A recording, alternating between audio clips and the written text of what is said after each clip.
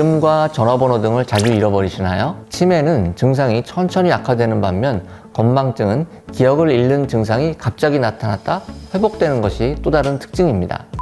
그렇다면 조발성 치매를 의심해 볼 수 있습니다.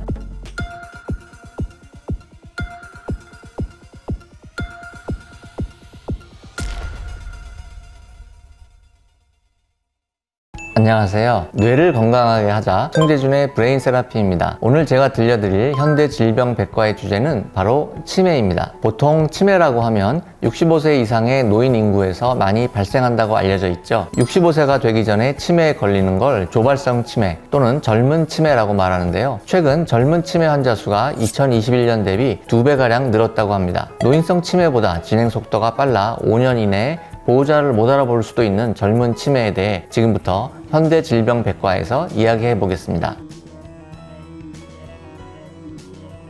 많은 사람들이 노인성 치매에 대해서는 많은 관심을 가지고 있으나 이보다 훨씬 더 중요한 걸 놓치고 있습니다. 65세 미만에서 발생하는 치매를 조발성 치매라고 하는데 노인성 치매에 비하여 진행이 빠르고 더 젊은 사람들, 즉 40에서 50대에 생기고 있으며 최근 환자 수가 급격하게 증가하고 있다고 합니다. 하지만 국내에서 정확한 통계 자료도 아직 없는 실정입니다. 국내 조발성 치매는 전체 치매 환자의 8% 정도이며 환자 수는 10년간 3.6배가 증가하였습니다. 80, 90대와 같이 아주 고령의 경우 노화로 인한 현상이라고 생각하고 어느 정도 받아들일 수 있지만 40, 50대에서 조발성 치매가 발생하게 되면 경제활동을 활발히 하는 연령이기 때문에 경제, 사회적 활동에 큰 지장을 초래합니다.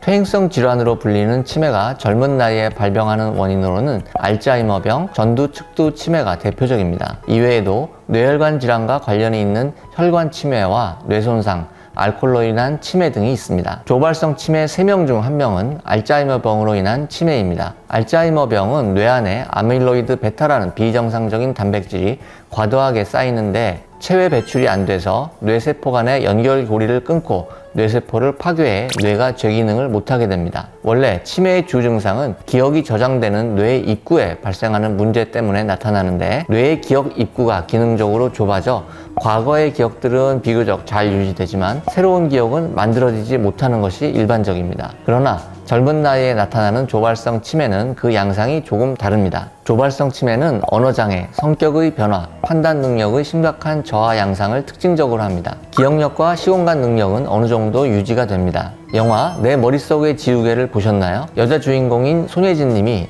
앓던 병이 바로 알츠하이머입니다. 조발성 치매 중 가장 흔한 조기 발현 알츠하이머병은 두정엽 이상 증상인 글씨 쓰기 능력과 계산 능력의 저하, 자신이 놓인 시간과 장소, 상황이나 환경 따위를 올바로 인식하는 능력인 좌우 진압력의 혼동이 두드러집니다. 비교적 초기에 전두엽 증상으로 참을성이 없어지고 쉽게 화를 내거나 무기력해지고 만사 귀찮아지거나 다른 사람의 감정과 상황에 대한 공감 능력 결여 등 이상 행동 증상이 발생할 수 있습니다. 이러한 부분은 전형적인 치매의 양상과는 다른 모습으로 나타날 수 있습니다.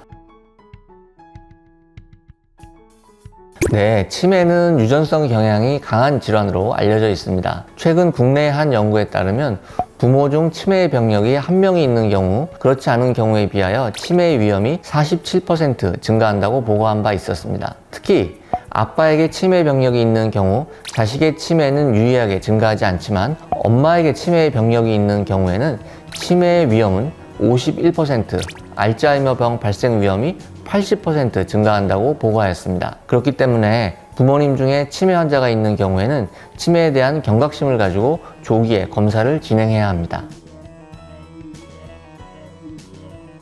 이름과 전화번호 등을 자주 잃어버리시나요? 사실 요즘 전화번호를 외우고 다니는 사람은 많지 않아서 이 질문이 애매하게 느껴지시죠? 그럼 혹시 물건을 어디에 뒀는지 기억나지 않았던 적이 자주 있습니까? 그 외에도 물건을 지칭하는 이름, 하고 싶은 말이 바로 떠오르지 않거나 자주 가는 길을 잃거나 헤맨다면 조발성 치매를 의심해 볼 수 있습니다.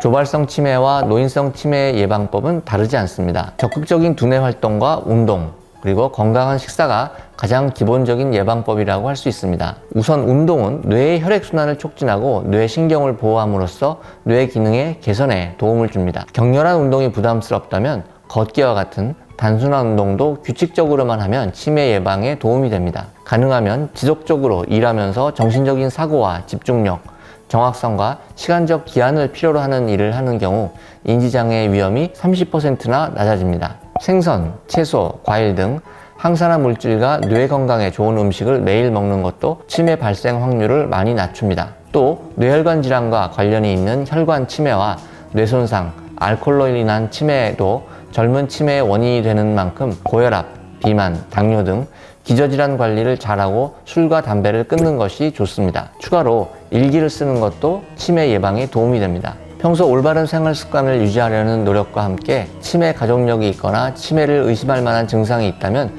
정기적인 인지기능 검사가 필요합니다. 조기에 치매를 발견하는 것이 유일한 예방법이자 치료법입니다. 치매 치료제는 인지기능의 개선을 목표로 합니다. 학습과 인지에서 중요한 역할을 하는 것이 아세틸콜린과 NMDA 수용체인데 여기에 작용하는 아세틸콜린을 분해하는 효소를 억제하는 약과 NMDA 수용체를 억제하는 약을 현재 많이 사용하고 있습니다. 현재 국내에서 사용 중인 치매 치료제는 도네페질, 리바스티그민, 갈란타민, 메만틴 등이 있는데요. 도네페질은 알츠하이머 치매, 혈관성 치매를 앓고 있는 환자를 대상으로 사용되고 리바스티그민과 갈란타민은 경등도에서 중등도 사이의 알츠하이머 치매 환자에게 처방됩니다. 메만틴은 중등도에서 중증 알츠하이머 치매를 진단받은 환자를 대상으로 사용됩니다. 최근에는 치매의 원인 물질인 아밀로이드를 제거할 수 있는 항체 치료제들이 개발되어 임상시험을 하고 있거나 허가 절차를 밟고 있습니다. 국내에 아직 정식으로 수입되고 있지는 않지만 아마 내년에 임상 현장에 도입될 수 있을 것으로 예상되고 있습니다. 치료제들을 장기적으로 사용했을 때 몸에 내성이 생기지는 않나요? 아직 이런 치매 치료제에 대해서 내성은 보고된 바가 없습니다. 치매는 어떤 기억을 영구적으로 상실하는 뇌질환이지만 건망증은 일시적으로 뇌의 기억 용량이 부족하기 때문에 나타나는 증상입니다. 예를 들어 건망증은 점심으로 먹은 반찬 중 일부를 기억하지 못하지만 치매는 점심을 먹었다는 사실 자체를 기억하지 못합니다. 치매는 증상이 천천히 악화되는 반면 건망증은 기억을 잃는 증상이 갑자기 나타났다 회복되는 것이 또 다른 특징입니다. 성격 변화 부분을 보시면 치매는 감정 조절을 못해서 갑자기 난폭해지는 경우가 있는 반면 건망증은 성격 변화가 거의 없습니다. 익숙한 사물을 봤을 때 뭔지는 알겠는데 단어가 잘 떠오르지 않았다가 시간이 지나거나 힌트를 받았을 때 생각이 나는 건 건망증. 익숙한 사물을 봤을 때 이게 뭐지? 처음 보는 건데 라고 생각한다면 치매라고 할 수 있습니다.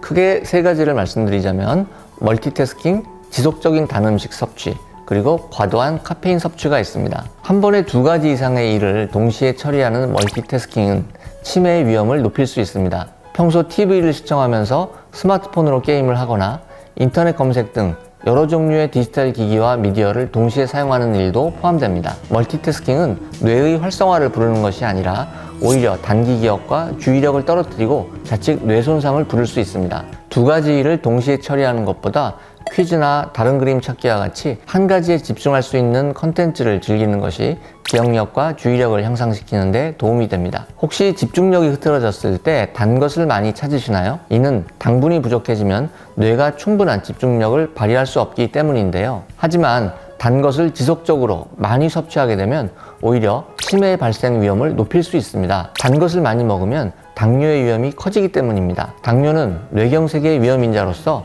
뇌혈관 질환은 치매의 원인이 됩니다. 또한 당뇨의 혈당 불균형을 불러오는 인슐린 저항성은 치매의 치명적인 뇌기능 장애나 우울증 등의 위험을 높일 수 있습니다. 마지막으로 커피는 적당량을 섭취하게 되면 치매를 예방하는 데 도움을 줄 수 있습니다. 실제로 미국 연구팀의 조사에 따르면 치매 증상이 있는 이들이 그렇지 않은 이들에 비하여 혈중 카페인 농도가 51% 낮았다고 하는데요. 국내 연구진 역시 하루 커피를 3잔 정도 마시는 이들의 뇌에서 치매 유발 물질이 적게 발견되었다고 보고한 바 있습니다. 하지만 과도한 커피 섭취는 오히려 치매의 위험을 높일 수 있어 주의해야 합니다. 호주 연구팀에 따르면 하루 6잔 이상의 커피를 마시는 이들은 2잔 이하로 마시는 이들에 비하여 기억을 관장하는 해마의 부피가 작았으며 치매에 걸릴 확률이 53%나 높았다고 합니다. 또 하나 덧붙이자면 너무 당연하게도 술은 치매에 치명적이기 때문에 절주의 노력이 필요합니다.